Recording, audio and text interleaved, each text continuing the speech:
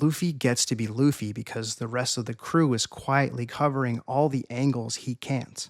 Let me start with Zoro. The whole Whiskey Peak setup welcome party that was disguised as an ambush, that really has some tonal whiplash. The show is telling me that on the Grand Line, the threat doesn't really announce itself. In East Blue, you knew who the bad guys were because they were standing in front of a flag or they were some corrupt Marine. Here, the bad guys hand you a drink and ask you about your day. Completely different kind of danger, and the crew has to recalibrate fast. And because of Zoro's instinct, it leads him to take on 100 bounty hunters in the moonlight. And by himself, the way the show frames it is almost casual, like, oh yeah, this is what Zoro does now. This is the level we're at. Just get used to it. What I didn't fully understand until this arc is that Zoro is something more specific than just this badass swordsman.